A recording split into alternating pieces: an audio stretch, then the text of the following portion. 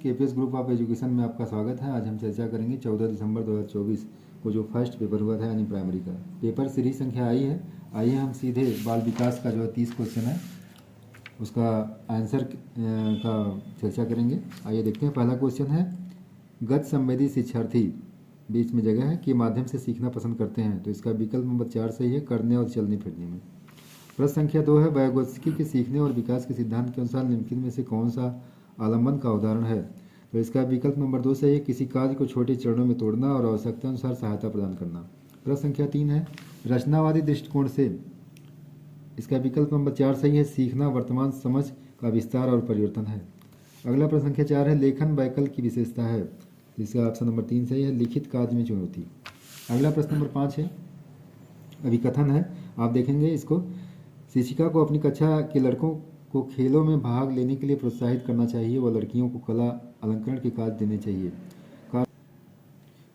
कारण आ रहा है, बच्चे मुख्य रूप से अंतर्निहित जैविक भिन्नताओं के कारण जेंडर भूमिकाएं ग्रहण करते हैं, तो इसका विकल्प नंबर 3 सही है, ए और आर दोनों गलत हैं। प्रश्न संख्या 6 है, समावेशन को बढ़ावा देने के लिए क्या आवश्यक है, तो इसका जो है तीसरा विकल्प गलत है और बाकी सही है, लचीलापन पाठ्यक्रम, सहयोगात्मक अधिगम, गम्य इमारतें। तो पहला, दूसरा, चौथा ऑप्शन सही है, यानी ऑप्शन नंबर 1 सही है। प्रश्न संख्या 7 है, शिक्षकों को ध्यान न्यूनता, अतिक्रियाशीलता विकार से जूझ रहे छात्रों की आवश्यकताओं का ध्यान रखते समय से बचना चाहिए, तो इसमें विकल्प नंबर 2 सही है, विकर्षण और शोर करने से। प्रश्न नंबर 8 है, हार्वर्ड गार्डनर के अनुसार एक वैज्ञानिक बुद्धि का उच्च प्रदर्शन करेगा जबकि एक मूर्तिकार बुद्धि की उच्च बुद्धिमत्ता होगी, ट्रांसडक्टिव स्थानिक। प्रश्न नंबर विकल्प नंबर 3 सही है।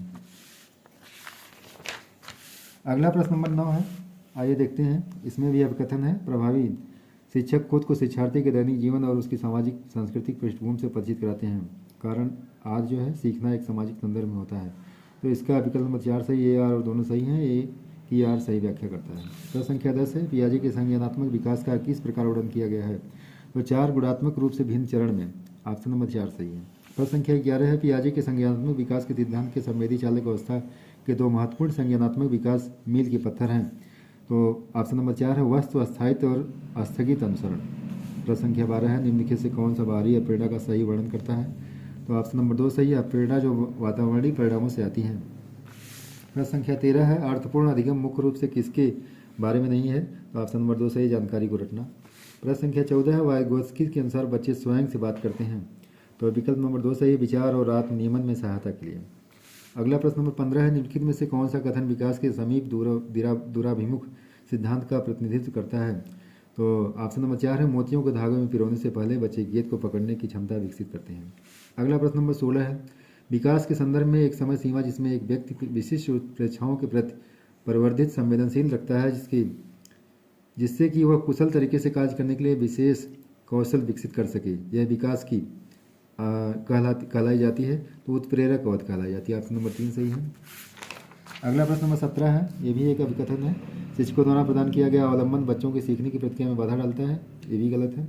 लेव वाइगोत्स्की के प्रस्तावित किया है कि बच्चे स्वतंत्र रूप से पर्यावरण में कार्य करके और उसमें हेरफेर करके सीखते हैं, ये भी गलत है, इसलिए ऑप्शन नंबर 3 सही है और आर दोनों गलत है। प्रश्न संख्या 18 है, दिया है बच्चे, इसका विकल्प नंबर 4 सही है, वो सामाजिक सांस्कृतिक संदर्भ से बहुत प्रभावित होते हैं जिसमें वो बड़े होते हैं। अगला प्रश्न नंबर 19 है, कोहलबर्ग के नैतिक विकास के किस चरण में व्यक्ति का नैतिक व्यवहारिक मुख्य रूप से इस मानसिकता पर निर्भर करता है कि लोग मेरे बारे में क्या सोचते हैं, तो ऑप्शन नंबर पहला सही है, पारंपरिक।